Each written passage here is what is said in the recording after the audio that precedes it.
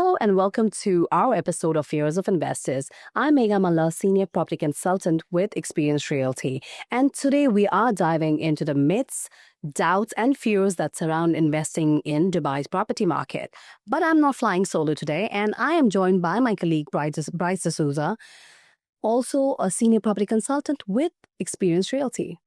Thanks, Megha. I do understand, coming from an aviation background, I do understand the importance of turbulence that a person encounters to on flight. And that amount of turbulence does not stay for the entire flight. It's for the short span of time that you get. And then thereafter, it's smooth sailing. So where I'm coming from in terms of real estate, we do have a turbulent moments, but most of the rides are smooth, and it's the process, the procedures which matters the most, and the policies in place. This is what the buy real estate market is all about. The policies and the procedures that have been laid down since 2007, 2008. I would say there's been a lot of changes that the UAE market has seen in terms of real estate.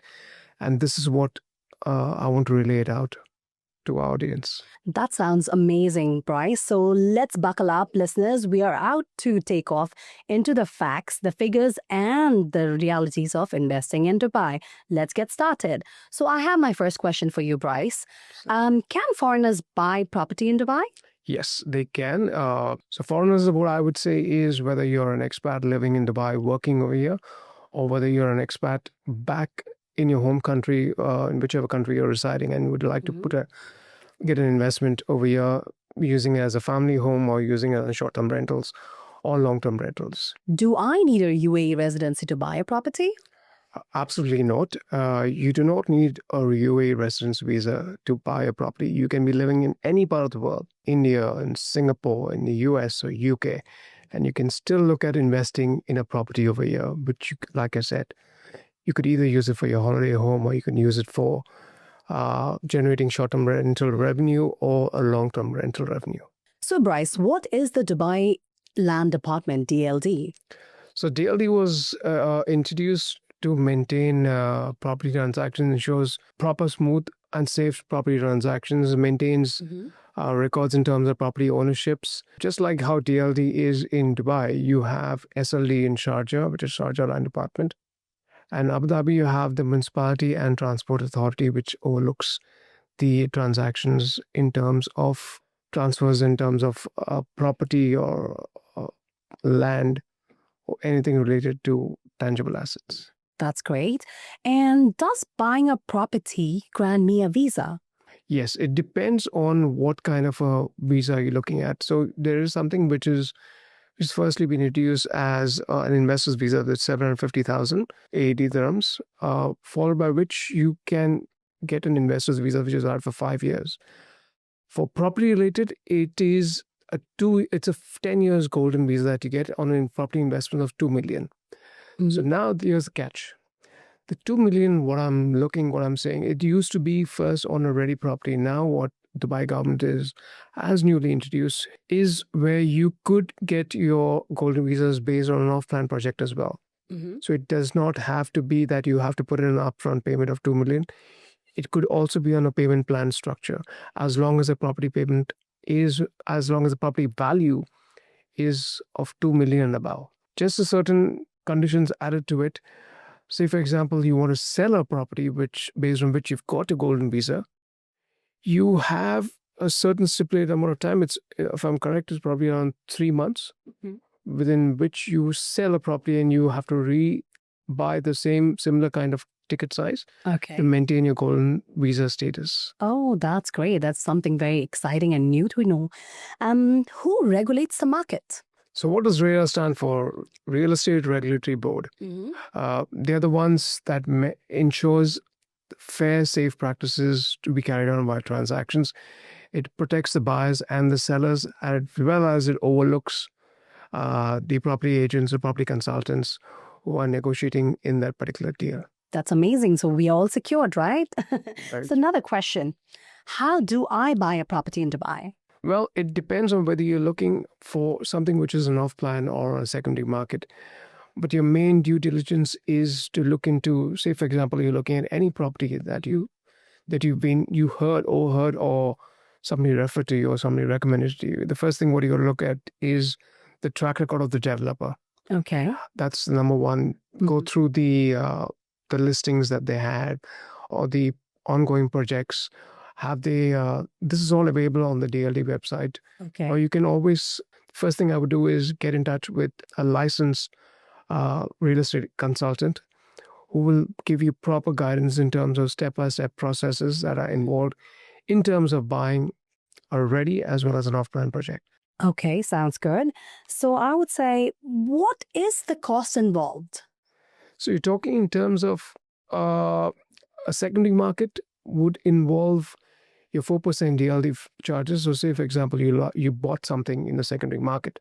So you are paying a 4% DLD fee, which goes through the government. Then you're having a 2% commission, which goes to the transacting agent. You even have your title lead fees, which is 525. Then your NOC, which you procure from the developer, that's the seller's cost, Okay. not borne by the buyer. That's for the secondary sale. For an off-plan secondary sale, it's roughly around 5,000 dirhams. Don't know the exact amount, but roughly on that range is what the NOC fees are. It used to be 6 months, 7 months back, or probably a year back. They used to have the NOC, which had to be physically procured from the developer. Okay. Going forward, right now, the entire process has changed where it's all online. So making entire transactions, transaction by transaction, no matter how old the project is, has made it very transparent and very fluid. So it made a big difference in terms of getting NOCs rather than it used to push the sale to further dates. So it made a big difference in terms of that. What about, is the off-plan property safe to invest in? If I'm looking at 2007, 2008, this was before the escrow account, before DLD came into full power. Okay. Off-plan used to be considered as a gamble at that time. It was not supposed to be regulated. And I'm sure everybody in the world must have heard horror stories about it. Yeah. I went through it, and like me, a lot of them went through it. Me And too. the government went through a lot of R&D in terms of understanding the system and not repeating. That's what Dubai is all about. They learn from their mistakes, they evolve, they change, and they foresee events in terms of they try to protect themselves as much as possible.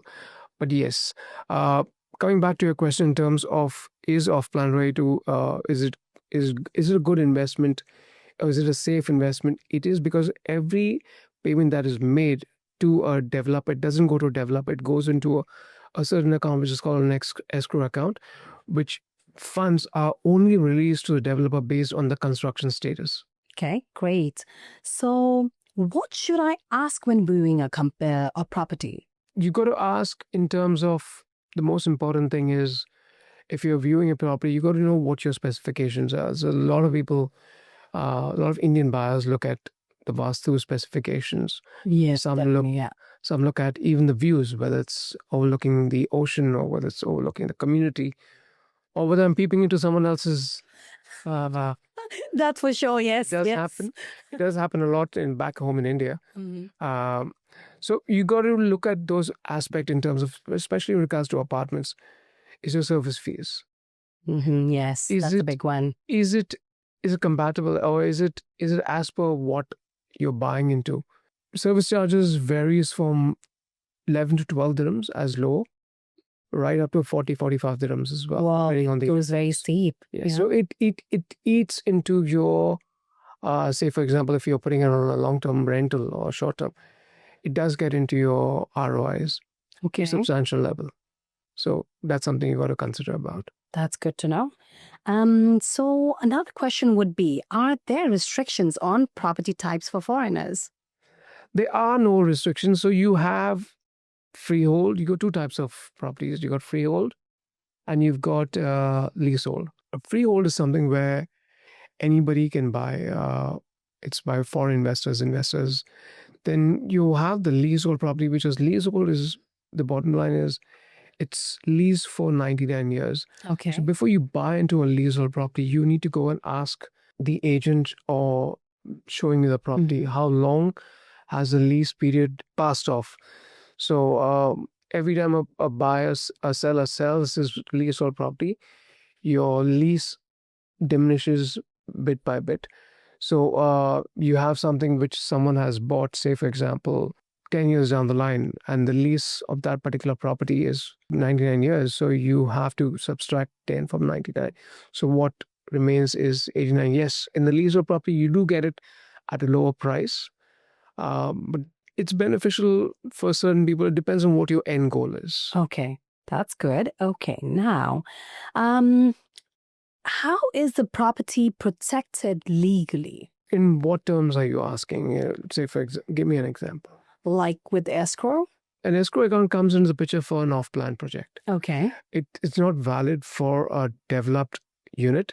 So, say, for example, like I mentioned earlier, what is an escrow account? Let's get into that. So, an escrow account is an account which is set by the DLD, and it is individually set up for every project. Say, for example, EMAR comes up with 5 different projects. So every project has a separate escrow account. And within that project, if it is a sub-community, that sub-community has a different escrow account. Okay. So what does an escrow account does? It releases payments to the developer based on the construction status. Okay. What used to happen in 2007, 2008, a buyer used to come, pay money upfront to the developer, and he used to go directly to a developer's account. There's no accountability. There's nothing mentioned. And money was just flowing off, not realizing what's the status of the construction was at that time or during the process. So it helped a lot in terms of regulating as well as safeguarding, mainly for the buyers. The buyers, yeah. Safeguarding the buyers. That's amazing. And what about Ukud system? The Ukud is basically something which is it's called a pre-title deed, which, say, for example, you have procured a property off plan. So the first thing what you get is a pre-title deed or an Ukud, which basically states you as an individual buyer having bought into a particular project, giving you details in terms of whether it's an apartment or a villa, the plot size, at what price you bought it at, and you have a unique ID code which is right at the bottom, which is it's kind of a barcode which gives you a unique identification. When you access your DLD account, you can track your property over there on the secondary market as well. Okay, that sounds great. And what about the cancellations rights? Cancellations rights are fully in place as per the DLD. So you have all the right. Say, for example, if the developer has procured a certain amount of money from the customer, from the client, as per their construction stage, and suddenly decides to say, you know what, I will not be able to complete the project. Okay. As per guidelines set up by DLD, you will be entitled for entire 100% refund for that particular project. Oh, I didn't know that. That's really great. That's an amazing part, and that's actually come into place since the 2007-2008 crash. I remember that one. That's good. Well, Bryce, I think you've done a fantastic job navigating through the turbulence and landing us safely with clarity and confidence.